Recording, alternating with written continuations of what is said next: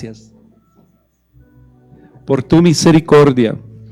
Te damos gracias, Señor, por la obra maravillosa que tú iniciaste en nuestras vidas y que perfeccionas, Señor. Esa obra la perfeccionas cada día. Hoy estamos en este lugar adorando, exaltando tu nombre, alabando tu nombre, Señor. Y lo hacemos por gratitud, porque tú nos has sostenido y porque sabemos que nos seguirás sosteniendo y nos seguirás guiando y seguirás obrando en nosotros. Gracias por este tiempo maravilloso, tiempo especial de alabanza, de adoración, donde preparamos nuestros corazones para recibir tu palabra. Nuestros corazones están dispuestos, Señor. Háblanos, habla a lo profundo de nuestro corazón y permítenos, amado Señor, que podamos recibir el alimento que fortalece y que transforma. No permitas que de este lugar salgamos igual a como hemos llegado. En el poderoso nombre de Jesús. Amén y amén. Damos gloria a Dios. Aleluya.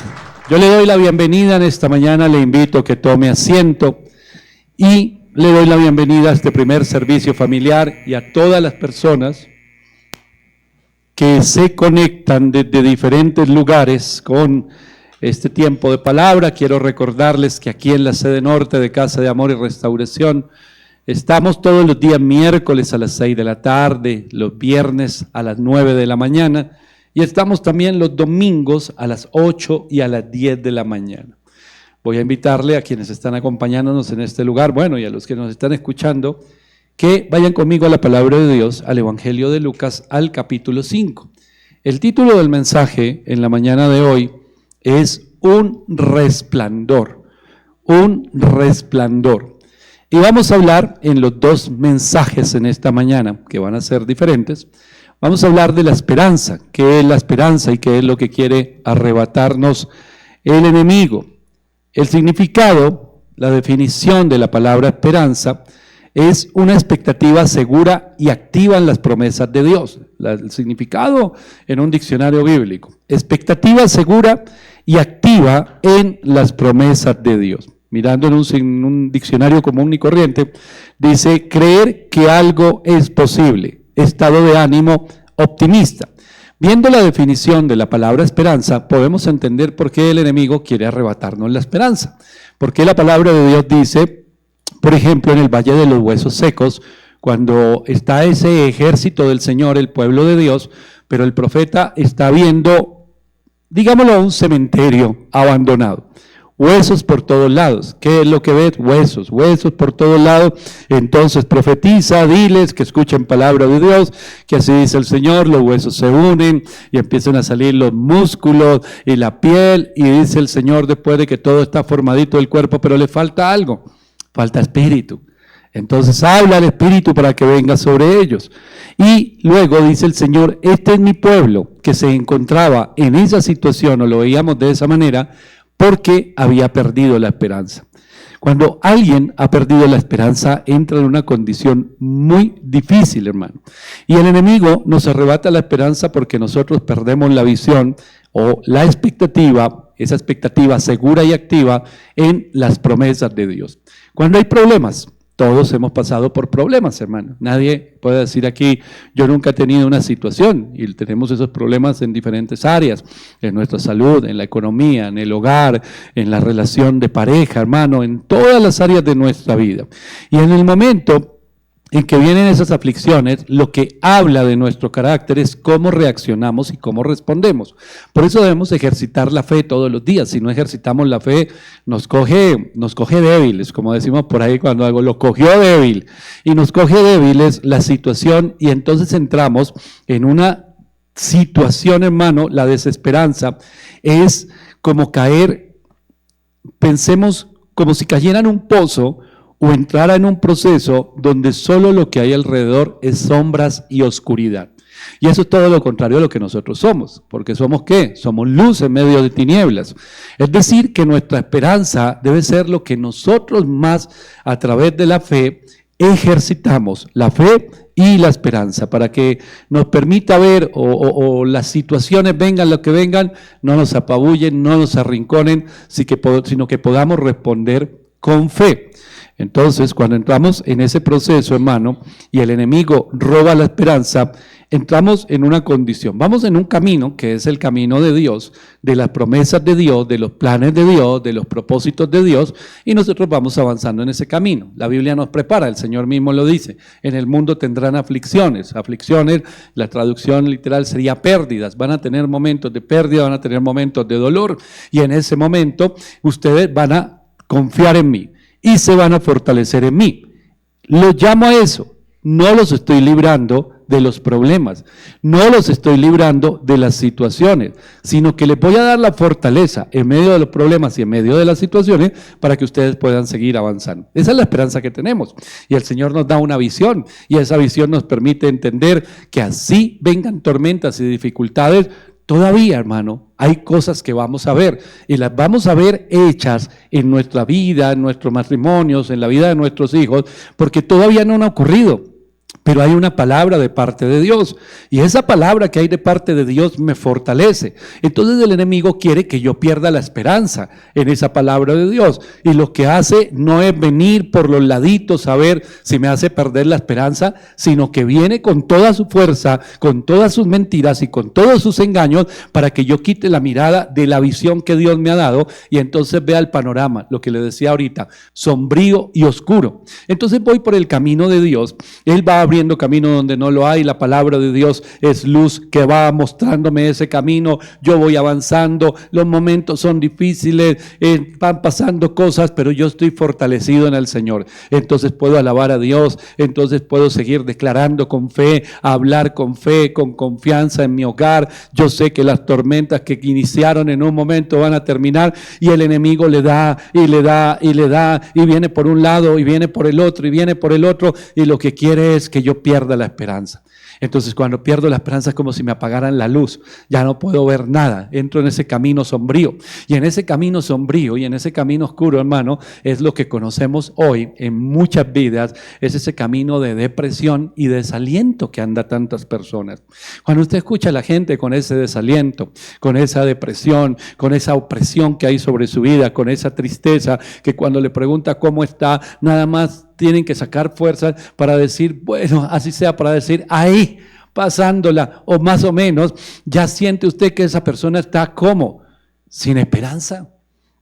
¿Que perdió la esperanza, hermana? ¿Cómo se está sintiendo? No, esta hermana está enferma, ya mismo vámonos para el psicólogo, vamos para el psiquiatra. Y no estoy en contra de los especialistas de la salud, pero ¿será eso lo que necesita ahorita inmediatamente? ¿Qué tal si hacemos lo que dice Santiago? Dice que cuando alguien está enfermo o afligido, oremos por esa persona y llevemos a lo que le estábamos hablando ahora. Empecemos a ver a las personas, mira, tú estás aquí sentada, está tu cuerpo, pero es como un valle de huesos secos, el enemigo te arrebató la esperanza. Entonces vamos a hablar, escucha palabra de Dios, recuerda las promesas de Dios. Y eso es lo que hace una persona que es instrumento en las manos de Dios, hablar, profetizar sobre la persona. No es lo que a mí se me ocurra, sino lo que Dios ha hablado a la persona. Dios está contigo, Dios te ha dado a ti palabra para tu hogar, para tu matrimonio, así que fortalécete en el Señor, ánimo, no dejes de orar, no dejes de creer, adelante, vamos, si tus brazos se bajaron, nosotros te llevamos, levantamos tus brazos.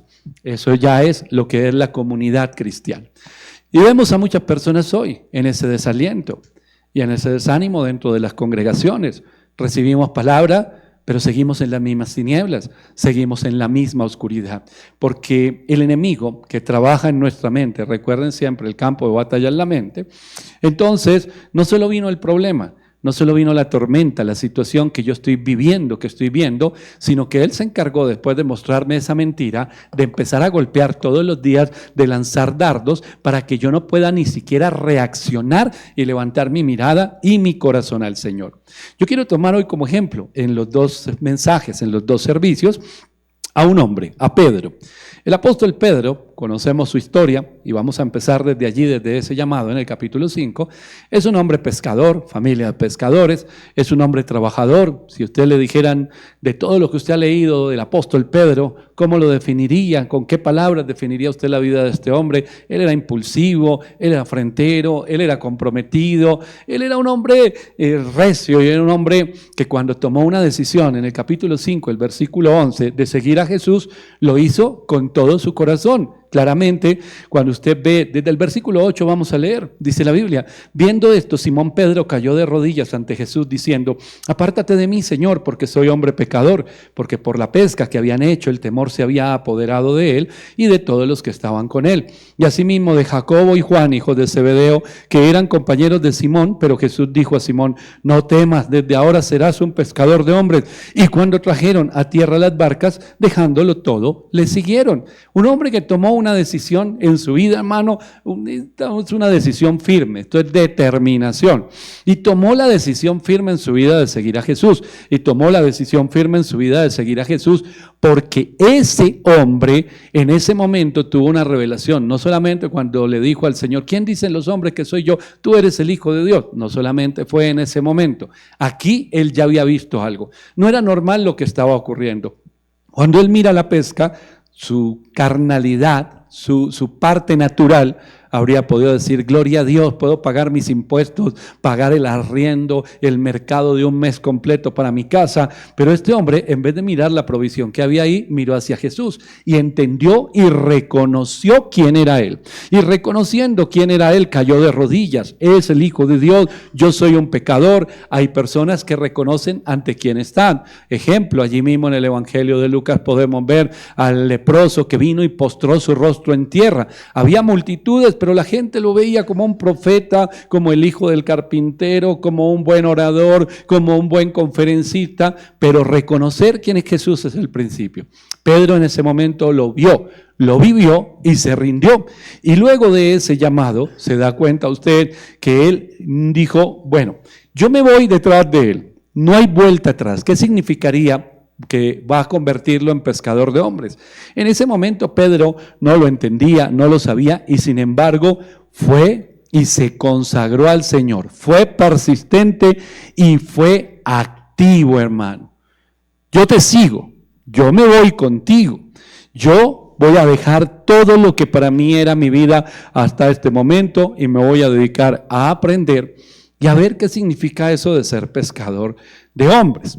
Y pasó el tiempo y podemos ver nosotros toda la vida de Pedro, con sus altos y sus bajos, con sus aciertos y sus errores, con sus debilidades y sus fortalezas.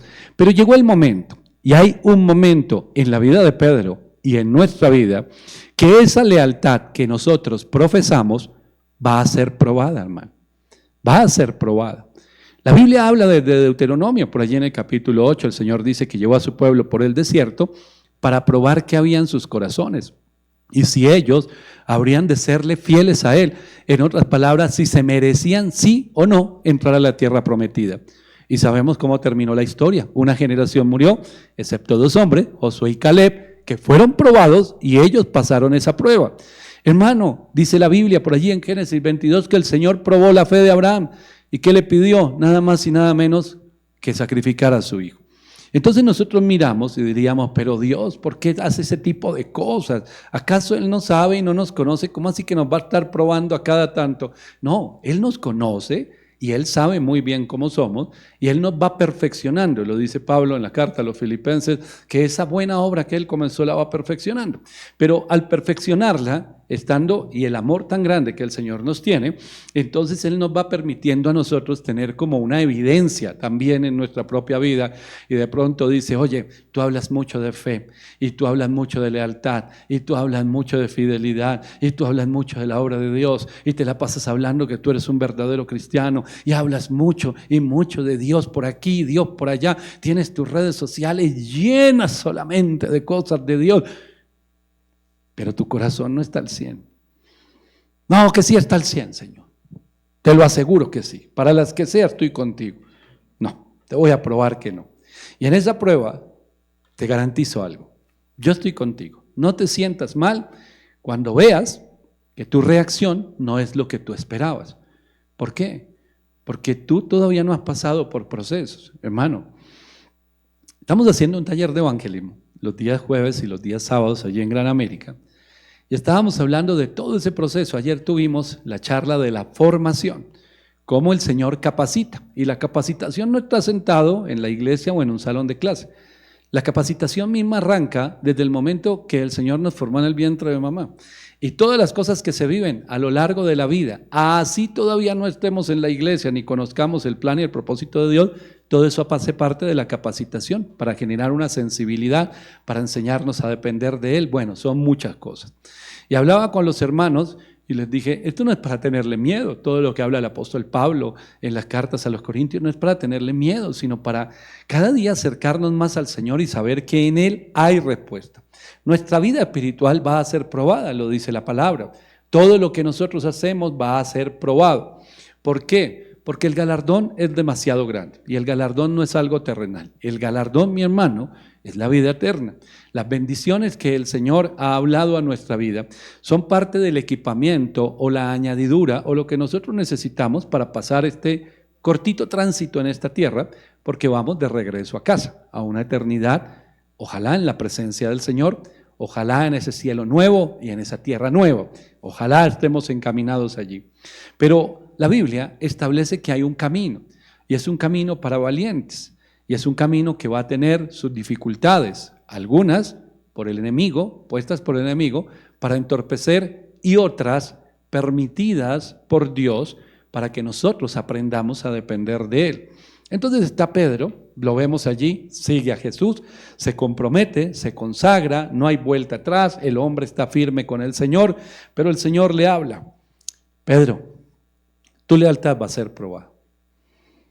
Pero en el caso nuestro también, hermano. Esto no es solo la historia de Pedro, esto es la historia de todos nosotros. Adriana, tu lealtad va a ser probada. Ingrid, tu lealtad va a ser probada. Cada uno de nosotros, la lealtad va a ser probada en un momento. Y usted puede ver las pruebas pequeñitas, aún desde la misma convivencia dentro de la iglesia. Cuando de pronto nos guardamos lo que el Señor nos dice que podemos darle a otros.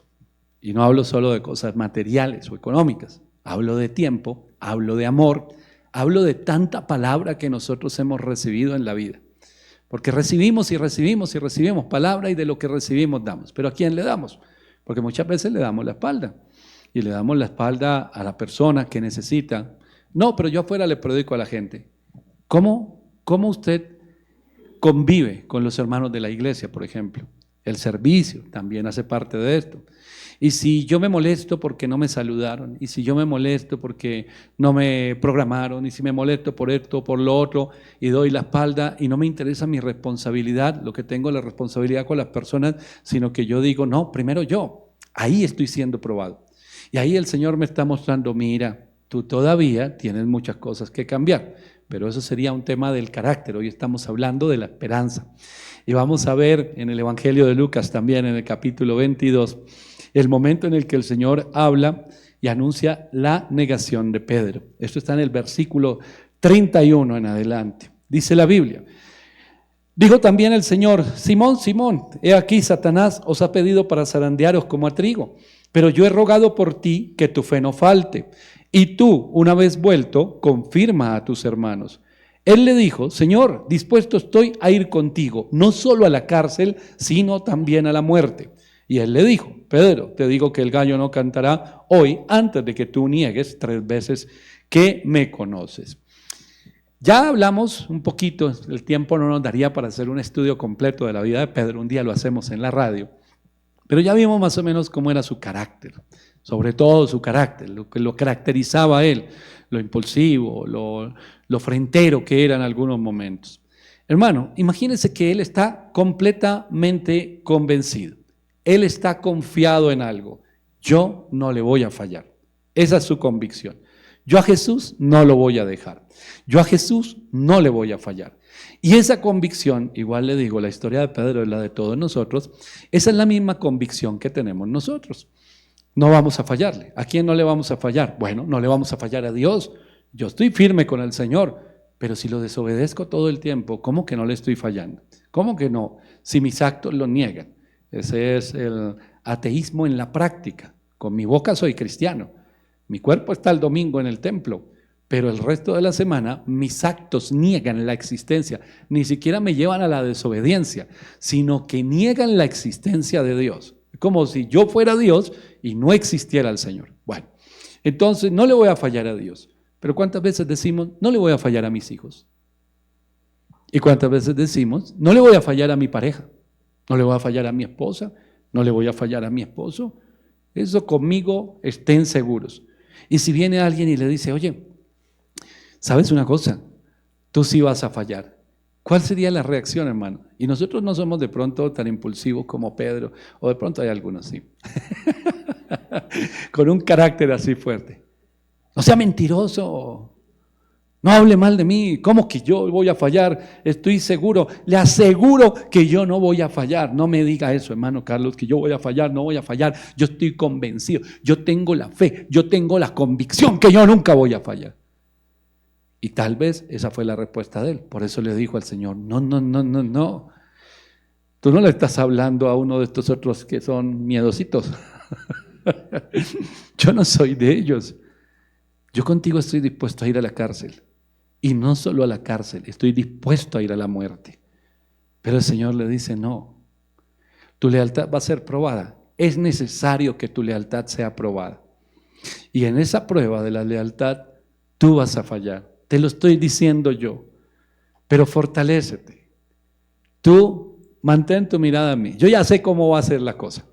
Yo ya conozco el final. Imagine a Pedro. ¿Qué haría usted? Yo diría, no, me siento mal. Me extraña Jesús. ¿Qué piensa eso de mí? Me extraña tremendamente. Yo le he demostrado durante estos años que yo con usted estoy para las que sea. Me extraña, esposa, ¿que yo qué? Uy, no, mejor dicho, me hizo sentir mal, terrible. Uy, qué mujer tan mal, ¿está dudando de mí? No, terrible, esto no puede ser. Me siento, mejor dicho, mal. O viceversa, la mujer también, pero ¿cómo se le ocurre? ¿Usted quién piensa que soy yo? No, puede pasar. Ahora, no estoy hablando que usted sea un celoso, obsesivo, ni nada de esas cosas, no. Aquí está hablando Jesús, que sabía que iba a suceder. Pero nosotros reaccionamos a la defensiva. Y reaccionamos a la defensiva porque, hermano, no estamos mintiendo. Es que tenemos la convicción de que no vamos a fallar. Y tenemos la convicción de que siempre vamos a obedecer al Señor y a seguirlo. Pero ¿qué pasa cuando los momentos se ponen difíciles? Entonces usted ya sabe qué pasó en esta historia, hermano. Y en esta historia es que realmente él sí negó al Señor las 3 veces que le dijo el Señor. Y entonces se fue. Imagine la primera vez. Yo que pensé que no iba a fallar. Usted está convencido, vuelvo y digo, es que usted no está mintiendo. Usted lo cree en realidad. Usted cree en realidad que usted está firme y que no va a fallar. Entonces cuando falla la primera vez, siente como un dolor en su corazón. No, yo no pensé que fuera a caer de esa manera. Pero vino la segunda y vino la tercera, hermano. Jesús decía la verdad. Jesús tenía razón, siempre. El leal, el fuerte y el valiente terminó negándolo 3 veces. Y se asustó. Y dijo no. Y en la última maldijo. Usted habla como él. No. Y empezó a maldecir y a hablar una cantidad de cosas. No, no, no. Y se fue este hombre. Dice el versículo 61. Después de que esto ocurrió, en el 60, el gallo cantó y entonces el Señor miró a Pedro. Y Pedro se acordó de la palabra del Señor que le había dicho, antes que el gallo cante, me negarás 3 veces. Y Pedro, saliendo fuera, lloró amargamente. Hermano, me toca a mí el corazón cada vez que yo leo este pasaje, porque, vuelvo y se lo repito, una vez más, la vida o la historia de Pedro es la de nosotros, hermano.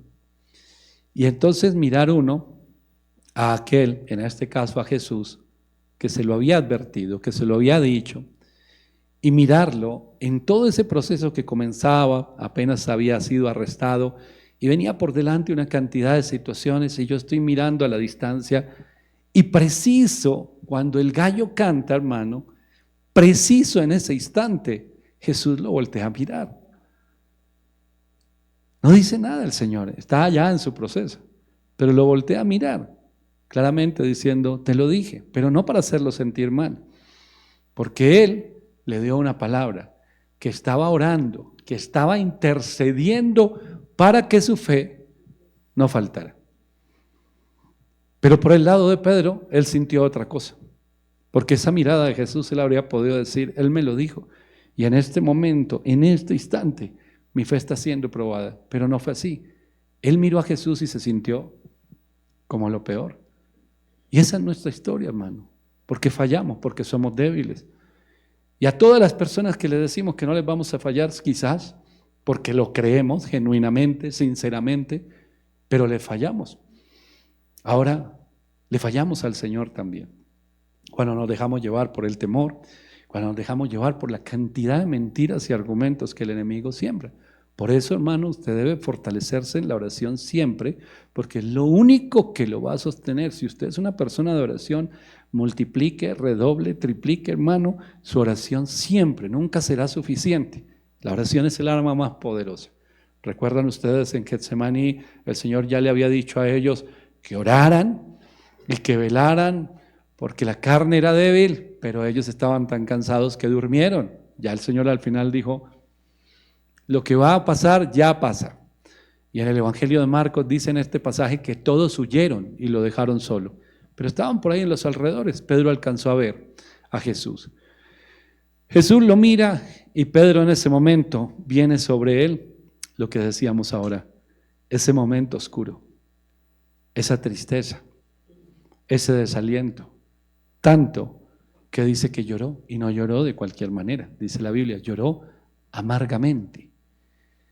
Porque usted puede llorar en algún momento porque algo le dolió y pasa, pero cuando llora amargamente no puede parar, hermano, porque hay un dolor tremendo.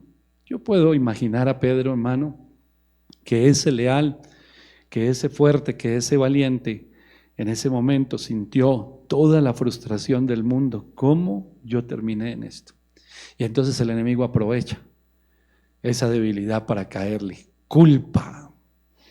Entonces viene el sentimiento de culpa, que no viene de parte de Dios. El Espíritu de Dios nos guía a nosotros a reconocer nuestras fallas, faltas, debilidades, pecados para acercarnos a Dios.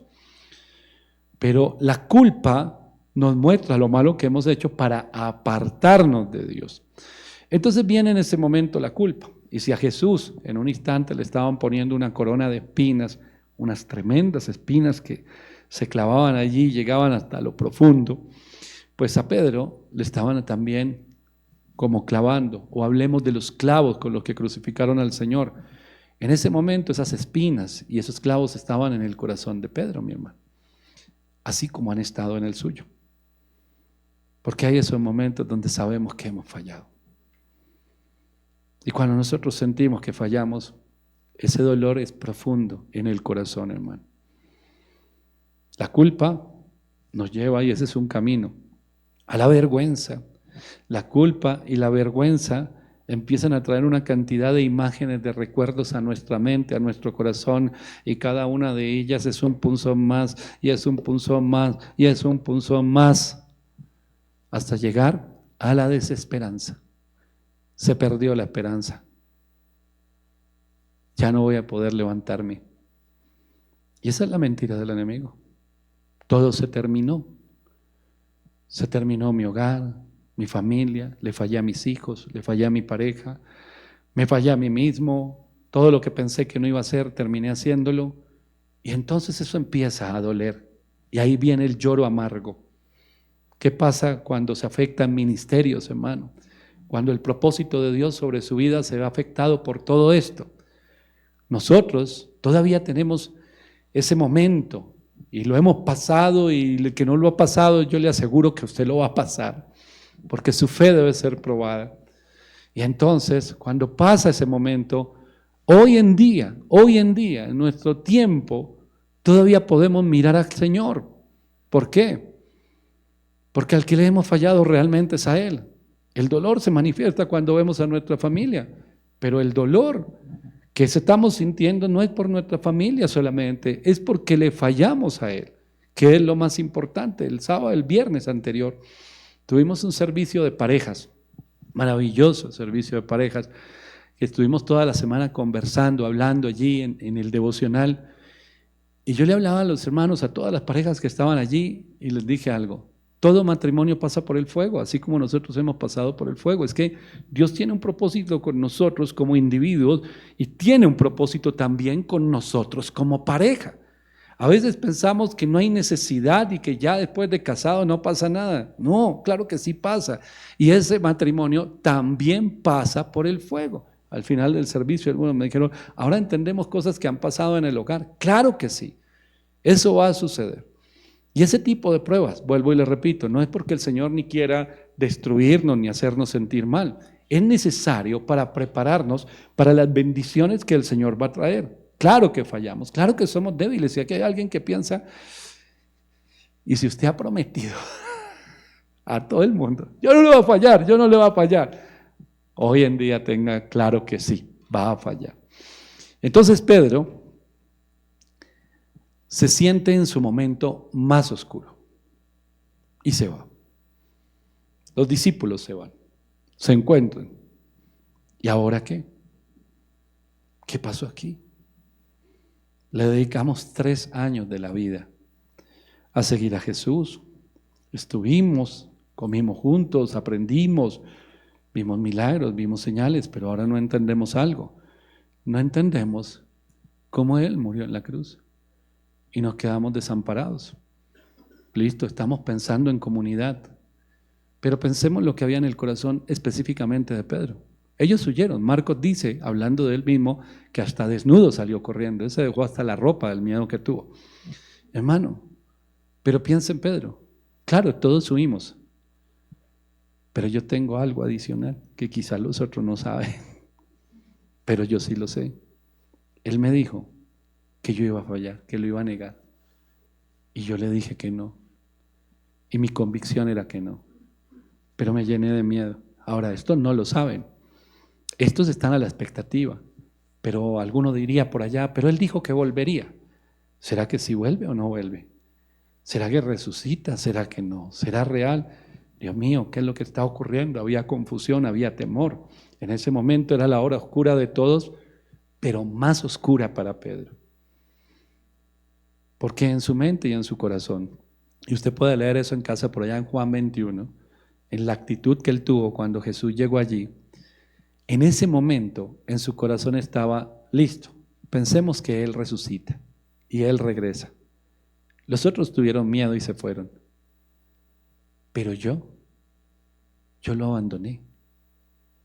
Yo lo alcanzaba a ver y lo abandoné. El dolor que este hombre sintió fue enorme, hermano. Cuando le fallamos a Dios, y si alguien tiene una relación con Dios de comunión genuina, sabe cuando le falla. ¿Y yo qué hago haciendo esto? ¿Y yo por qué estoy aquí? Y podemos mirar a Jesús. Y podemos mirar a Jesús cuando estamos haciendo algo que Él nos dijo, no lo hagas. Yo estoy orando por ti para que no lo hagas, pero tú eres débil. Y terminamos involucrados en cosas que tienen que ver con el pecado, hermano. Y miramos para todo lado a ver si alguien nos está viendo. Y quizás decimos, nadie me está viendo. Mire que Jesús está poniendo su mirada sobre usted. Y dígame qué siente.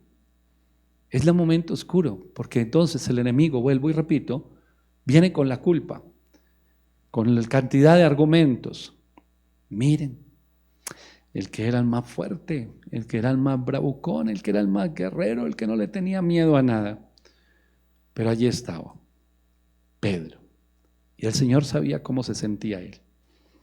Claramente el Señor sabía todo lo que iba a ocurrir, hermano. En nuestra vida también el Señor sabe todo lo que hemos pasado, hermano.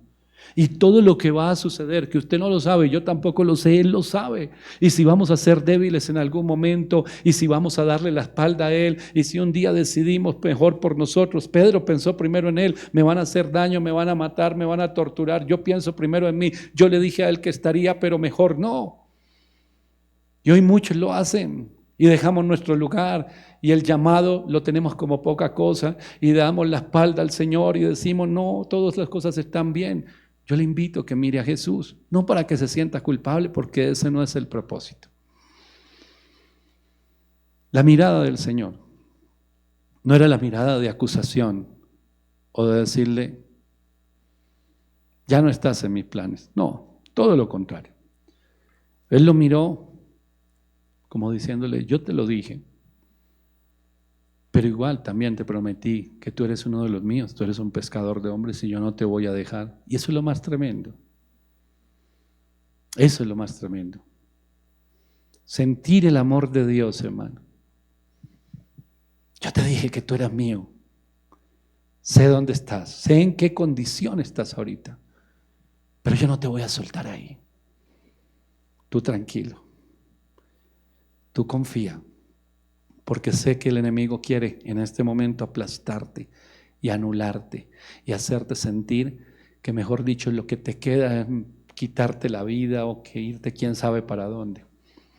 Yo le invito al Evangelio de Marcos, al capítulo 16. El versículo 7, resucita Jesús. Veamos desde el versículo 6. Dice, mas él les dijo, 16:6 de Marcos. Mas él les dijo, no os asustéis, buscáis a Jesús Nazareno, el que fue crucificado, él ha resucitado, no está aquí, mirad el lugar donde le pusieron. Pero id y decid a sus discípulos, y al único que nombra aquí especialmente es, y a Pedro, que él va delante de vosotros a Galilea, allí le veréis como os dijo. Vaya, díganle a los discípulos, y a Pedro, especialmente a Pedro. ¿Por qué? Porque era el que peor se estaba sintiendo. Porque ese era el momento de la zarandeada. La zarandeada no fue cuando él dijo, no lo conozco. Ahí fue el temor. Pero la verdadera zarandeada estaba cuando él dijo, yo no puedo volver a servir a Dios, voy a irme a una iglesia donde nadie me conozca, donde haya una multitud, me siento por allá atrás, donde nadie sepa el llamado que yo tengo, donde nadie sepa quién era yo, porque fallé, porque ya no soy digno, le fallé a todos, me merezco la muerte, me merezco el castigo, mírenme todos como que están exhibiendo al más pecador del mundo y no tengo ya dignidad y no tengo derecho a... Porque esas son las mentiras del enemigo. Pero entonces dice el Señor, o el mensaje que había aquí de parte de Dios a estas personas, vayan corriendo, avísenles, muévanse. El Señor ya resucitó y Él va y les ha ganado un poquito de terreno, de camino.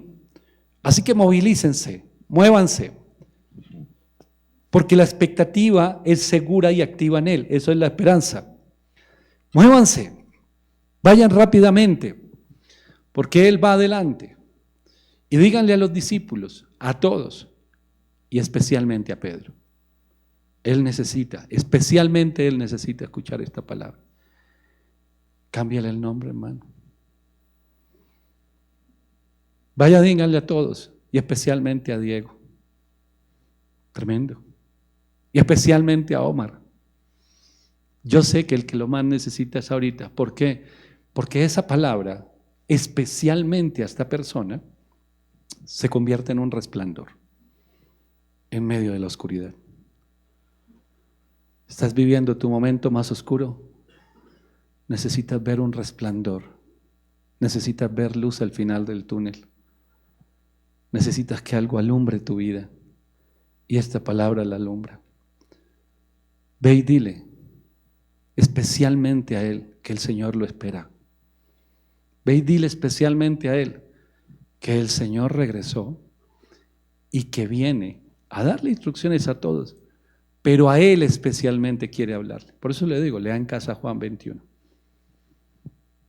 Fue el que se acercó. Él vino, les preparó el desayuno, vino la pesca, Pedro estaba en la barca, lo vio, se tiró al agua, voy o no voy, que vayan los otros delante, yo voy a estar allí, ya, perdí mi lugar.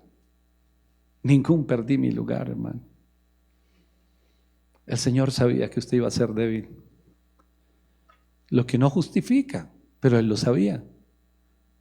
Y los planes siguen vigentes. Y ese es el mensaje que el Señor le envió. Traigo para ti un resplandor en medio de la oscuridad que estás viviendo. Eso se llama esperanza. Por eso, hermano, Para nosotros los creyentes, nuestra esperanza tiene nombre, Jesús. Y estemos en la situación que estemos, en el lugar que estemos, en el pozo que estemos, en la celda que estemos, en la tormenta que estemos, siempre nuestra esperanza será Él, no las circunstancias, no lo que hay fuera, y mucho menos las mentiras del enemigo. La esperanza es la palabra que hemos recibido de parte del Señor en nuestra vida. Donde el mundo dice, para ti ya no hay nada, donde vienen las acusaciones, donde el enemigo trae la culpa, donde el enemigo hace una cantidad de cosas, entonces el Señor dice, ve y dile a esa persona, especialmente a él, que nos encontremos,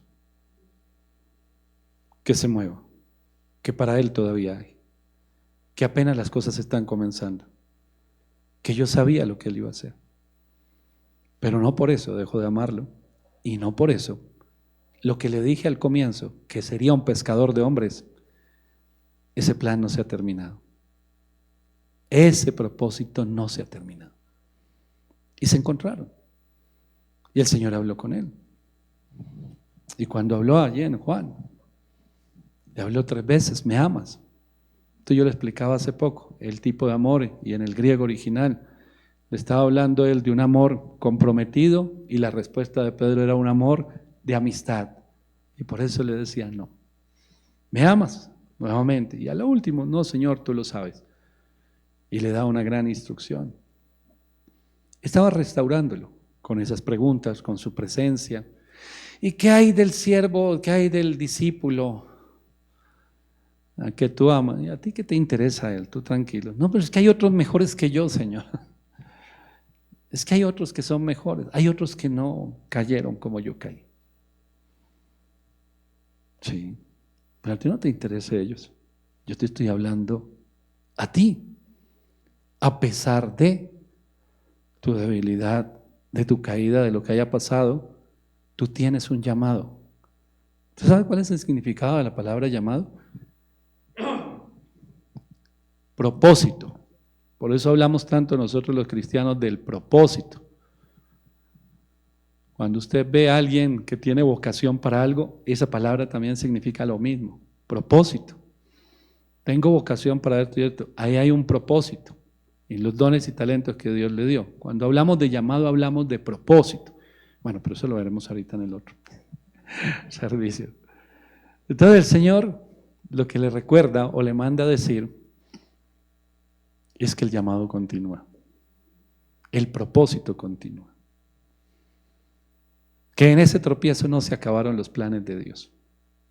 Que el Señor sabía lo que iba a suceder. Pero que ahora viene a llamarlo nuevamente para encarrilarlo en el propósito. Nosotros hablamos de la gracia de Dios, la gracia que nos rescata, es la gracia que nos transforma. Listo. La gracia me llama. Vaya, díganle a todos los que están allá que yo he regresado, especialmente a Diego. Voy a poner el ejemplo conmigo para que nadie diga que. Especialmente a Diego. Entonces yo estoy entre los por allá escondidos en el final porque mi vida ha sido un desastre. Entonces yo digo, no, yo ya nada que ver, vayan ustedes que son mejores que yo, todos. Y llegan y dicen que a todos, miren lo que sucedió, la tumba está vacía. ¿Dónde está Pedro? Porque traemos un mensaje especial para Pedro. Para Diego traíamos un mensaje especial y yo allá estoy agachado entre la multitud diciendo, ya para mí no hay nada. Y que vengan todos, especialmente tú, Diego, que te mandaron decir que especialmente. ¿Qué? ¿En serio? Sí, no creo. Pero bueno, yo voy con ustedes, pero ustedes vayan adelante. La gracia de Dios me rescata, la gracia de Dios me transforma. ¿Pero qué me restaura? La esperanza, hermano. Es la que me restaura. Si no hay esperanza, no hay restauración. Lo leímos al comienzo. Es la expectativa segura y activa en las promesas de Dios. Eso es la esperanza. Si yo no tengo esperanza, yo puedo decir que tengo un llamado de parte de Dios, puedo decir que hay planes, puedo decir un montón de cosas. Pero si no hay esperanza, no hago nada, hermano. Porque sigo sintiéndome un rechazado. Yo mismo, un desechado. Sigo sintiéndome el más culpable y el enemigo sigue golpeando, culpable, culpable, nunca te levantarás, nunca te levantarás, nunca te levantarás. Mi hermano, nosotros, lo dijo David en algún momento, prefiero caer en las manos de Dios y no en las de los hombres, porque los hombres no tienen misericordia. Ahí es una prueba, y aún entre los mismos cristianos, es sin misericordia la manera en que hablamos de otros. El Señor restaura a través de la esperanza, transforma a través de la gracia, del poder de su palabra, del Espíritu, nos rescata a través de la gracia, pero nos sana y nos restaura a través de la esperanza. ¿Por qué escoger a la persona? Pensemos en la ciencia médica. Los médicos, ellos no quieren caer en dar falsas esperanzas, dicen, expectativas a alguien que está pasando por un proceso.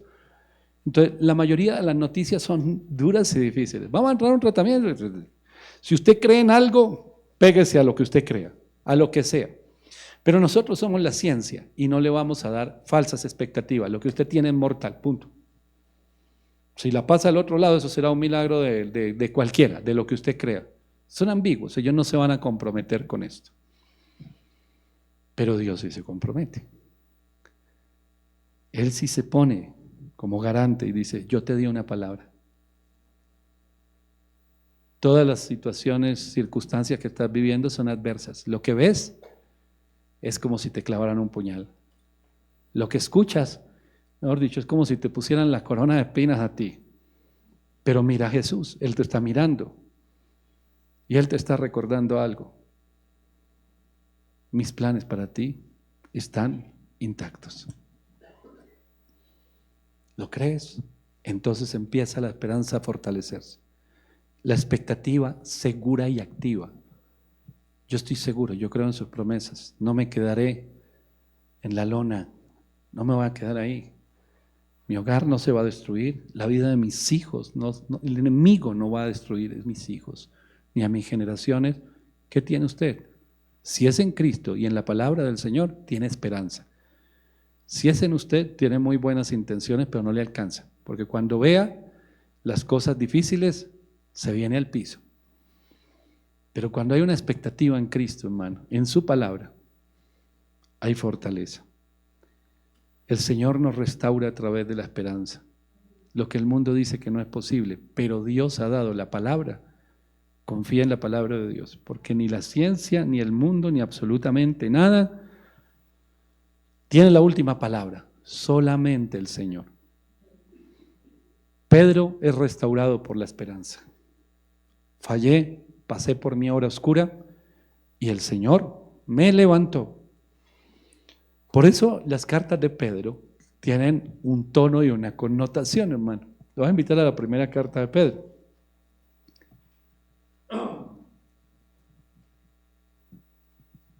Leamos del capítulo 1, el versículo 1 al 3. Pedro, apóstol de Jesucristo, a los expatriados de la dispersión en Ponto, Galacia, Capadocia, Asia y Bitinia. ¿Por qué eran los expatriados? ¿Por qué estaban por allá? Hay gente que confunde esto en el libro de los Hechos, cuando vienen a adorar, dice que vienen de diferentes naciones donde vivían los judíos por elección o porque venían de generaciones viviendo en diferentes lugares. Estos expatriados no son los que vivían en otros lugares por gusto propio. Estos expatriados son los que se fueron por la persecución, las amenazas, las torturas. Es decir, a los que pasaron su hora oscura y algunos seguían pasando su hora oscura. Para ellos va dirigida esta carta. Esta carta sería para la iglesia, Casa de Amor y Restauración, en este día de octubre a las 8 de la mañana. Sería para los oyentes de Fuego AM, para las personas que están viendo este mensaje por redes. A los expatriados de la dispersión que estén en Bogotá y en cada una de sus 20 localidades y en Colombia hasta donde llega esta señal. Elegidos según la presencia de Dios, Padre en santificación del Espíritu, para obedecer y ser rociados con la sangre de Jesucristo, gracia y paz os sean multiplicadas. Bendito el Dios y Padre de nuestro Señor Jesucristo, que según su grande misericordia nos hizo renacer para una esperanza viva por la resurrección de Jesucristo de los muertos, para una herencia incorruptible, incontaminada, inmarcesible, reservada en los cielos para vosotros, para ti que estás escuchando esto, que sois guardados por el poder de Dios mediante la fe, para alcanzar la salvación que está preparada para ser manifestada en el tiempo postrero. Y si usted sigue leyendo, esta carta está llena de palabras de ¿qué? Una expectativa, una esperanza viva. No una palabra, sino una esperanza activa. Entonces lo que se puede decir es, para todos los dispersos, para todos los que cayeron, para todos los que huyeron, está escribiendo Pedro, que él negó a Jesús y que fue restaurado por la esperanza, está diciendo esa carta, yo puedo tomar el lugar de Pedro como pastor, como líder espiritual y hablarle a las personas que fueron débiles, que cayeron, que se dispersaron, coger a un hombre y cogerlo de la mano y decirle, a ti Dios te escogió y te roció con su sangre, y aunque hayas caído, tú fuiste escogido por Dios para que te levantes en el propósito de Dios, porque la esperanza que tú tienes no es una palabra, es una esperanza viva y hay un propósito de Dios. Tú no te quedas ahí caído, levántate en el nombre de Jesús. Eso es lo que está haciendo Pedro en esta carta, hermano, para todos nosotros. Alguien que no se siente restaurado lo puede hacer. Si yo me quedo en el lugar final y entonces vienen y dicen, este mensaje es para todos, que mandaron decir, y a ti, Diego, también. Y entonces yo digo, no, a mí no. No, se lo juro que para mí no. Yo no tengo perdón de Dios. Yo los acompaño desde aquí y que les vaya muy bien en todo. Yo ya fallé, yo ahí no me levanto. ¿Por qué el enemigo no quiere que me levante? Porque cuando yo entiendo que es la restauración por la esperanza, puedo ir a ser instrumento para levantar a otros por la esperanza. Dios con ninguno de los que estamos aquí ha terminado, hermano. Y si miramos hacia adelante, va a haber momentos donde circunstancias nos van a arrinconar. ¿Cómo va a reaccionar usted? Ojalá y todos oramos, y sé que Jesús está orando para que usted reaccione en victoria. Y si no lo hiciera, la esperanza continúa. Porque mientras usted esté vivo, hay esperanza. Porque nada es imposible para el Señor. Porque donde el Señor habló que hay un llamado, que hay un propósito, que hay algo que quiere hacer con usted, con su hogar, con su familia, con su esposo, con su esposa, con sus hijos, Él lo va a cumplir. Y por eso usted está en este lugar, hermano, porque a pesar de todas las cosas que han ocurrido, hay algo dentro suyo que sabe que Dios está obrando y que Él lo está llamando. Ahora, ¿qué hacemos nosotros? Cada uno va a responder de acuerdo a lo que el Señor esté hablándole. Y le decía que me quebranta a mí ese momento del llamado especialmente, y a Pedro, vaya dígale a los discípulos y a Pedro, cualquiera habría podido decir de los que estaban ahí, esas mujeres que estaban ahí, pero ¿por qué hace énfasis en él? ¿Qué fue lo que sucedió? No, otros no lo sabían, nosotros tenemos la Biblia y sabemos lo que ocurrió. Pero los otros no lo sabían. Fue una charla entre Pedro y Jesús. Vaya, dígale a él, porque yo sé cómo se está sintiendo. La mirada de Jesús, cuando él falla. ¿Por qué lloró amargamente? Que me vuelvo y le digo, a mí estos pasajes me tocan porque yo he fallado. Y mirar a Jesús y llorar amargamente, y el Señor diciendo, yo sé lo que estás sintiendo. Yo sé lo que tú estás sintiendo. Y sé lo que te está diciendo el enemigo. Sé por el proceso que estás pasando. Estás en tu hora oscura. Estás en tu momento difícil. Se te apagaron las luces. No alcanzas a ver a dónde vas a dar el paso siguiente. Necesitas un resplandor de mi gloria. ¿Y cuál es ese resplandor de tu gloria, Señor? Decirte que todavía te amo, que no te he soltado, que no te voy a soltar,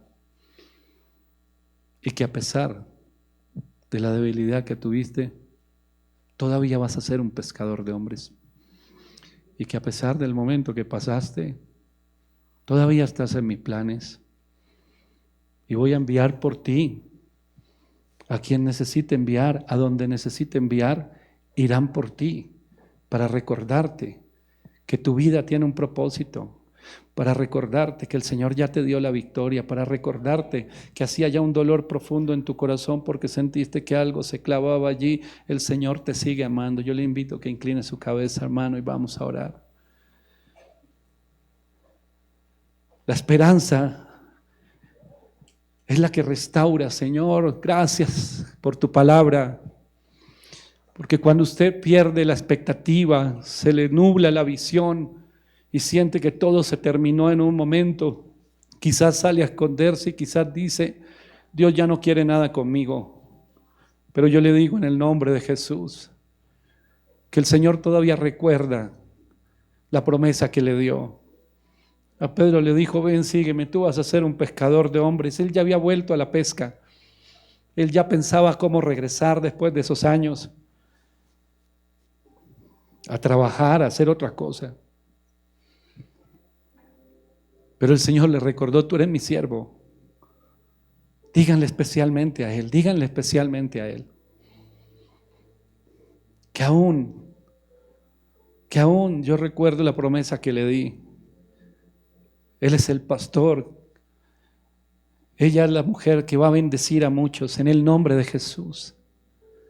Especialmente a ellos esa palabra. Gracias, amado Señor, porque hoy nos fortalece tu esperanza. La esperanza, la expectativa clara, Señor, de las promesas que tú has dado. Hemos sido débiles y como Pedro hemos pasado la hora oscura y quizás algunos la pasan. Amado Señor, quizás yo no doy la talla, quizás no voy a poder. Y el Señor nos recuerda que claro que sí, porque es Él el que te llamó, porque es Él el que te escogió. Míralo a Él ahora, porque Jesús te está mirando. Jesús te está mirando. Y no es una mirada de reprobación, y no es una mirada de rechazo, es una mirada de amor. Porque Él conoce las debilidades que tenemos. Pero Él está trabajando en nosotros. Y estamos vivos. Y dijo Pedro en su carta a todos los expatriados, a todos los que han salido corriendo, a todos los que por miedo, por la persecución tuvieron que irse, a todos ustedes les recuerdo algo, que el Señor nos escogió y nos lavó con su sangre preciosa. Y hay un llamado, un propósito. Y que por más cosas que han ocurrido, Él les dice que por su resurrección tenemos una esperanza viva. Él resucitó, venció a la muerte, venció a todos los principados y potestades, los exhibió públicamente y ahora gobierna, está sentado en su trono y no se ha olvidado de nosotros y no se ha olvidado de ti y no se ha olvidado del propósito tuyo. Necesitamos, Señor, esa luz que alumbre nuestra hora oscura, porque cuando empezamos a pasar por ese camino de oscuridad, hay dos cosas que claramente se convierten en un peso tremendo: el desaliento, la tristeza, el desánimo, porque pensamos que nunca vamos a salir de allí. Y viene un resplandor, Señor, a través de tu palabra. Dile especialmente. Díganle a todos, pero especialmente a ese hombre, a esa joven, que venga al encuentro conmigo.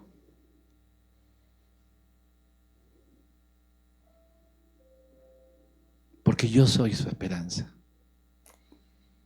En el nombre poderoso de Jesús. Sana, Señor, las heridas, los corazones. Levanta ese ejército. Levanta ese ejército, Señor. Ese valle de los huesos secos, luego de que hubo tu palabra y vino el Espíritu del norte, del sur, del oriente y del occidente, vino el Espíritu de Dios sobre ellos y dijiste: ahí mi ejército. Habían perdido la esperanza, pero hoy son un ejército. En el nombre de Jesús, para tu vida hay esperanza, para tu hogar hay esperanza, para la vida de tus hijos hay esperanza. No te olvides de las promesas del Señor. No pienses que Él te está mirando con rechazo, una mirada de rechazo, de reproche. No, es una mirada de amor. Es una mirada de amor. Y es como si algo te tomara de tu mano y empezara a sacarte de ese lugar donde el enemigo te quiso hacer creer que ya no había más nada que hacer. Y es cuando el Señor dice: hasta ahora empezamos. Tu fe estaba siendo probada. Ahora empezamos. Hasta ahora empezamos. Y podemos ver hogares que se fortalecen en ti, Señor. Ministerios que se fortalecen en ti. Mi hermano, no deje que el enemigo le arrebate la esperanza. No deje que el enemigo le arrebate la esperanza. En esta hora el Espíritu de Dios está obrando.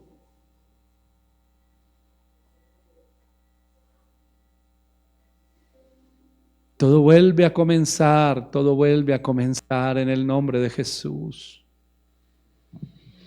Empieza a mirar hacia adelante. Vino a ellos, preparó el desayuno y llamó a Pedro a un lado. Jesús estaba muy atento a todo lo que estaba sintiendo este Pedro.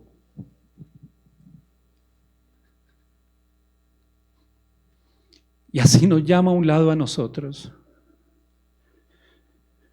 Nos dice: tú no estás solo. Yo sé por lo que estás pasando.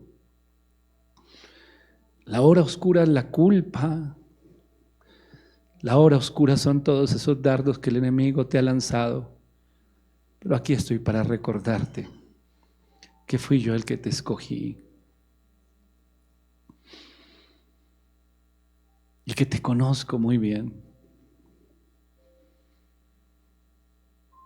Fui yo el que te escogí y no te voy a soltar y no te voy a dejar.